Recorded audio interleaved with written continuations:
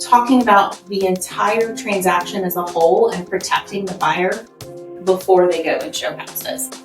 I will not homeschool my children because I don't want them to be dummies on blocks. Being able to ask all of your questions about the process outright, these are only things that are going to help you.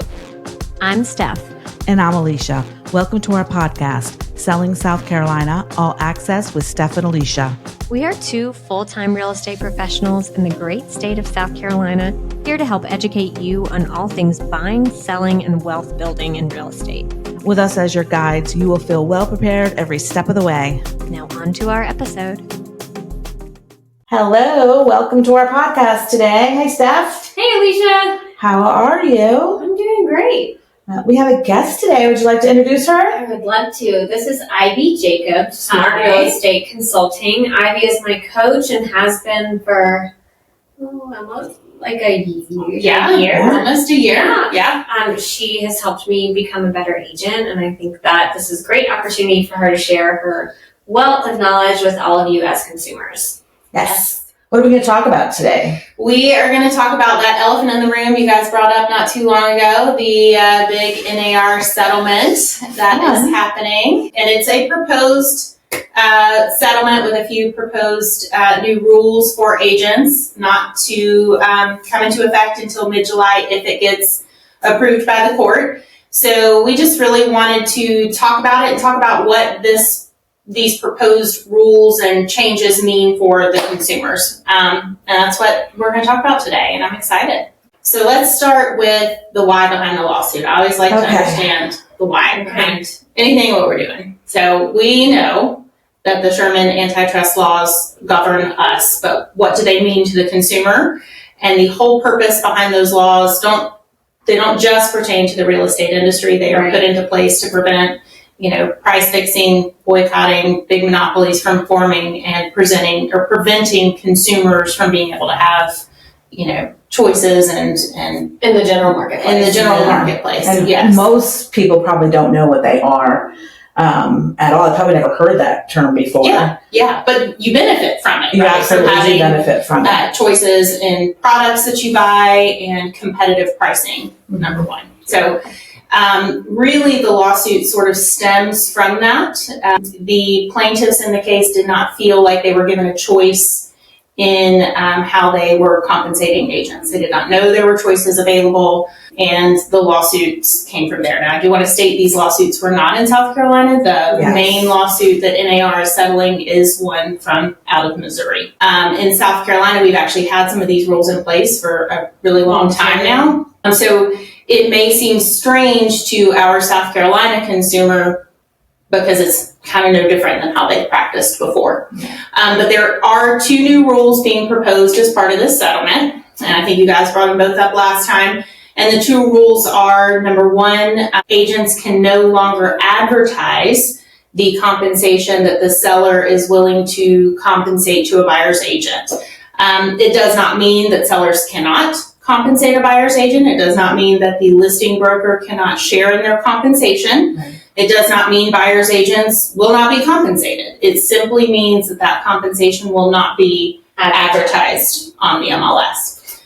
Right. So essentially, agents are not turning from paid professionals to volunteers. Nope. That's what's happening. Yes. And this was always the case. I mean, you never had to hire a real estate agent. Right. It was always your choice. Correct. Just like I do not have to hire a professional hairdresser to cut my hair. I can cut my own hair. Yeah. But I would rather have someone, a professional, do that. Yeah, I don't think you have the skill set to cut your own hair. I might be wrong on that. But no, I'm good. I'll stay out. I'll stay in my lane. It's the same with representing yourself in court. You can absolutely be your own attorney and represent yourself in court. Can. But you maybe don't have the skill set and the knowledge and the expertise to do so. And that applies to so many professions, right? Mm-hmm. And ours included. There's so much that goes into being an agent, from negotiations, advice, help with what are the comps, what should the house be priced at.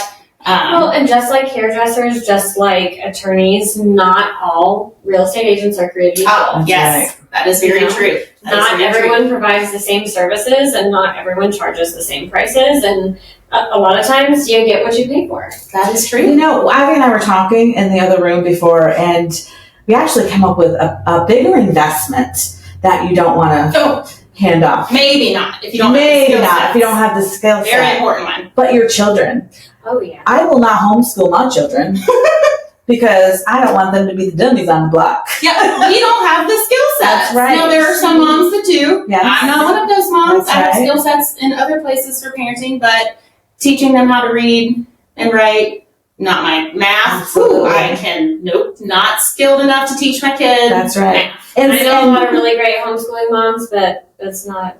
Yeah, it's not you. it's Yeah. not me. And we have choices there as well because we can send them to private schools. Mhm. We don't have to go to public schools. So there's choices in everything, Yes. just like whether you represent yourself in a real estate transaction or not. Correct. For sure. So Right. keep on going, Ivy. Repair negotiations, all that. I mean, if you don't have the skill set as a consumer to navigate that process, hiring a professional is very important. Mhm. Absolutely. Which sort of leads us into the second rule, and the second rule is that now you have to have a signed buyer's agency agreement to represent a buyer in a transaction. Now, this is the one that we've always had, not always had in place, but have had in place in South Carolina for a very, very long time. Yes. So this is probably what's caused a little bit of confusion in our marketplace because Right. we've been practicing this for a while. So the changes for the South Carolina consumer that I think we'll see is agents should be having a buyer consultation, a professional meeting in an office talking about compensation, talking about the process, talking about that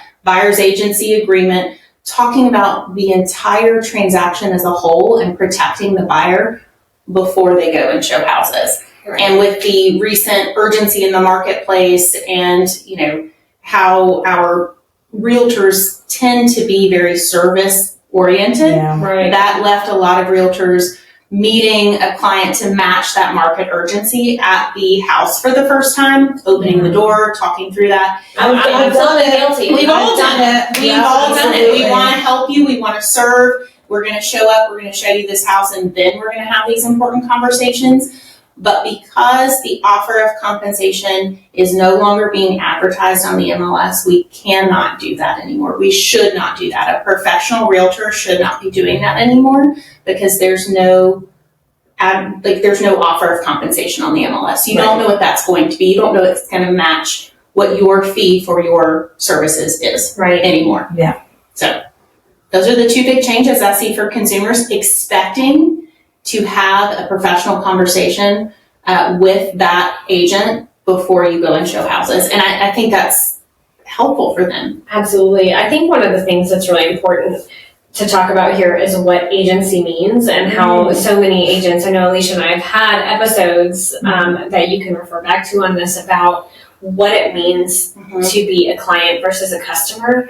And this is going to force a lot of agents to ask outright for you, the consumer, to enter into an agreement with them to let them represent you to the best of their ability. That leaves you less vulnerable to, the elements of the marketplace. Now, this isn't always the case. What are we, one of 11 states? Yeah. Is that what it is? I think it's actually 18. 18 states. Yes, there are 18 states That that already have buyer agents. already have buyer Yeah. agency out of 50 though. And so if you think about it on a national perspective, that's not big even change. half Right, of yeah. the states that have buyer's agency as a requirement. We've had it for a while, and our consumers in South Carolina are used to having consultations and signing agreements with their buyers, although they may not be used to doing it before they go see a Right, house. absolutely. Right. So even if you've bought a house with this same agent before, you're still going to need to sit down and sign that paperwork before. So we have had changes in contracts before, Yes. and changes that the consumer had to make with decision base. Yes. Just like a repair procedure years ago is now a due diligence procedure. Mhm. So that had to be changed, and we've adapted, and we've been able to serve our clients better with each and every change. And I think one of the things that's important to note about this is what this is going to do is really elevate the job of a real estate agent. It's agents who do not do things properly and do not follow through with representation of their clients the way they agreed to are going to kind of be weeded out of the market, for better phrase. And you, as a consumer, are going to benefit from having agents who are more knowledgeable and more Professional. thank you, professional. Yeah. And who follow processes, you know, and I think that we do often tend to be very service oriented, but our service oriented agents are going to follow this new process of conversation first because it benefits the consumer. And those ones who aren't service oriented, Right. they're not going to. They're not going to make that change. Yeah. It's going to be difficult to adapt, and they're not going to stay. And that's okay. It's only going to push our industry Absolutely to a higher standard. Mm-hmm. Yeah. Unfortunately, things, when this was announced, the news media is very misleading. Mm-hmm. Yeah. And I think that there was a lot of wrong information out there. Yes. And there's still unknowns, right, Ivy? Oh, yes. I mean, this is, like we said before, this settlement is still pending approval by the court. So this may not be what happens. There may be new rules. There may be tweaks to these rules that they've proposed. It may get totally thrown out and we're back to square one. We don't know.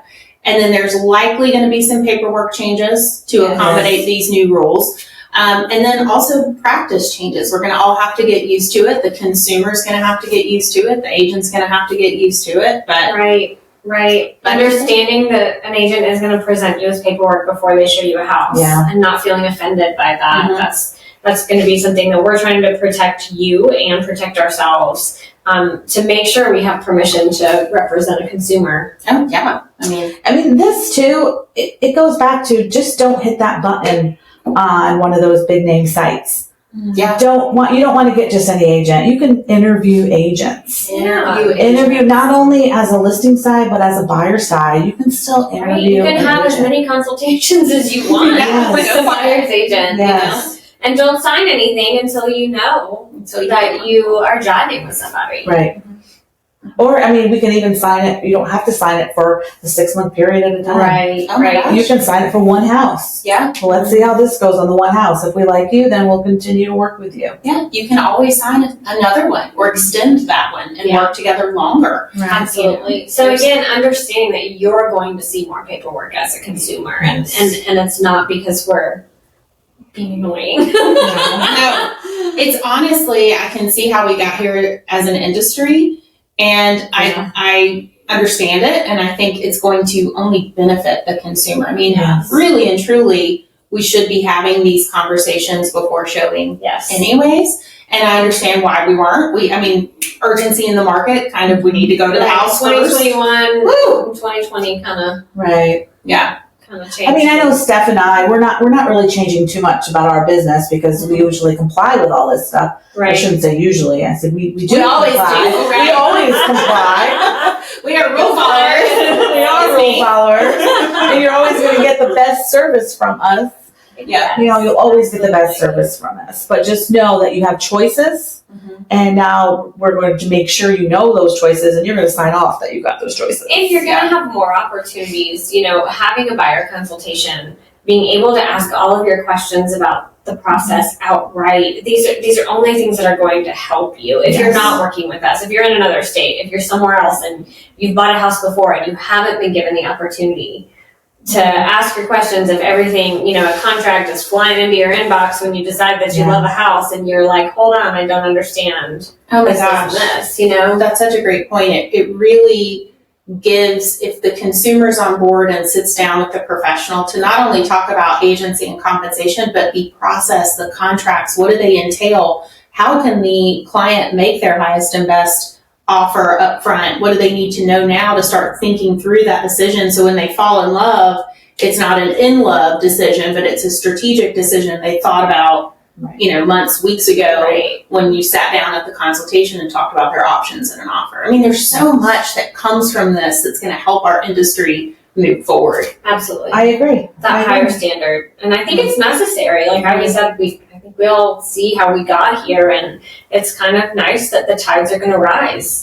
So the boats that'll go with it are great. That's And the right. boats that don't, That's okay. Godspeed. Yeah. I think this was absolutely wonderful conversation. Me too. Me too. I do. I think it went really well. And if anybody has any questions, feel free to reach out to us. We'll have notes below. Absolutely. And as we said last time, on our short little snippet, as things come down, as we know in July what is actually settled upon, what is all agreed upon, we will be back to discuss it. But for now, these are the big things that we want to clarify from media coverage. That's right. And if you are looking for a real estate coach, I will like to give Ivy. I have been working with Ivy for years, even at another brokerage. We work together.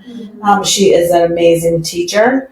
And if you are looking for somebody, we're going to put her information below as well. So that way you can reach out to her. She's incredible. Yes. Thank you. You're going to love her and your business is going to flourish. Oh, thanks, guys. Yes. And we'd love to have her back again sometime. Oh, I'd love to be back. All right. All right. Thanks, Alesha. Thanks, Steph. Thanks, Ivy. Thanks, ladies. All right. Until next time.